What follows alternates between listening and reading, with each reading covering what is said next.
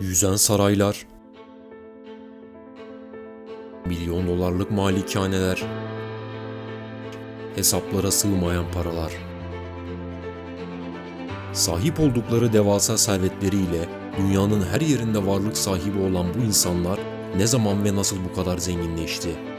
Bu bölümümüzde Rusya'nın yakın tarihine giderek sınırsız bir şekilde zenginleşen Rus oligarkların yükseliş ve çöküş dönemlerini tarihsel süreç içerisinde izleyeceğiz.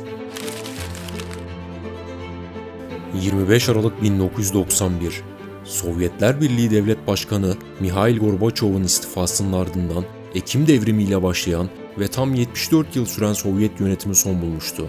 Sovyet enkazının altında ise yoksul bir halk ve onların emeğiyle kurulup işletilen yüzlerce fabrika ve maden şirketleri kalmıştı. Çok geçmeden bu enkazlar birilerinin servetleri için temel oluşturacaktı. Rusya Federasyonu'nun çiçeği burnunda başkanı Boris Yeltsin ve ekibi komünist idarenin her an geri gelebileceğinden endişe ederek Sovyetlerden miras kalan tüm şirketleri derhal özelleştirmeye başlamıştı. Böylelikle 100 yılın satışı olarak anılan süreç başlamış, adeta ülkedeki her şey satılığa çıkarılmıştı. 1992-94 yılları arasında 15.000'den fazla şirket özelleştirilmişti. Bu özelleştirmelerde balı tutan kamu görevlileri parmaklarını yalarken bunlara yakın kişiler de kendilerine küçük bir servet yaratmaya başlamıştı.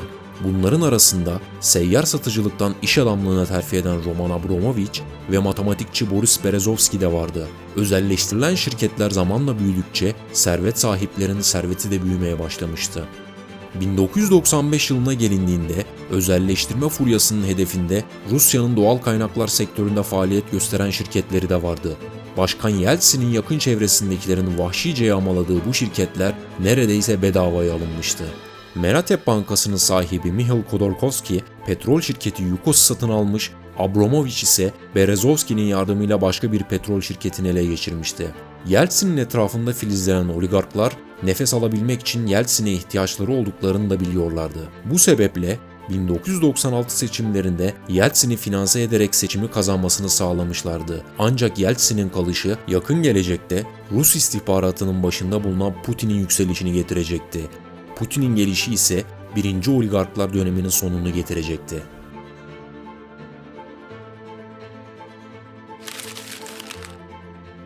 2000 yılına gelindiğinde Putin iktidarı devralmış, Yeltsin'in aksine oligarklardan kendisine mutlak itaat ve asla siyasete müdahil olmamalarını istemişti. İsteklerinin kulak arkası edildiğini gören Putin, kısa bir süre sonra tüm oligarklara balans ayarı verecekti.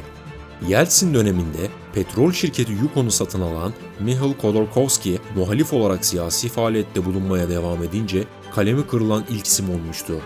2003 yılında tutuklanan Khodorkovsky uzun yıllar cezaevinde yatacaktı. Putin için önemli olan Khodorkovsky'nin hapiste oluşu değil, oligarklara verilen ayağınızı denk alın mesajıydı. Kalemi kırılan bir diğer oligark ise Berezovski'ydi.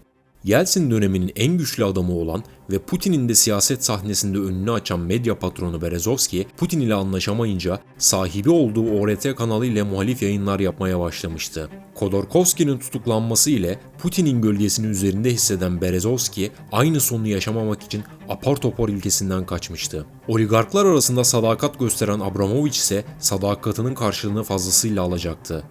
Yeltsin'in oligarkları bir bir tasfiye edilirken yerleri elbet boş kalmayacaktı. Petrol baronu Khodorkovsky'nin yerini eski bir KGB subayı olan Igor Sechin, Berezovski'nin yerini ise Abramovich dolduracaktı.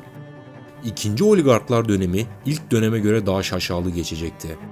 2013 yılında Forbes dergisinin yayınladığı dünyanın en zenginleri listesinde 131 Rus kendine yer bulmuştu. 1996 yılındaki sıfır sayısı ile kıyaslanınca artış bir hayli fazla gibi gözükmekte. Bu dönemde milyonlarca dolar verilerek futbol kulüpleri satın alınmaya başlanmış, Avrupa'nın her köşesinde lüks malikaneler yeni Rus sahiplerinin hizmetine girmişti. Tersaneler, oligarkların lüks yat inşaları için çalışmakta, özel jetleri dünyanın her yerine uçmaktaydı. Ta ki 2014 yılına kadar. Oligarkların kaderi Putin'in sıcak denizler hayalinin kurbanı olacaktı. А также ратифицировать подготовленный для подписания договор о вхождении Республики Крым и города Севастополь в Российскую Федерацию. Не сомневаюсь в вашей поддержке.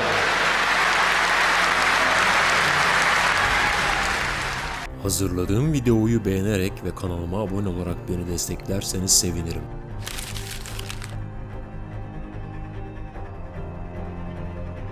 Ağlayanın malı gülene yar olmamıştı.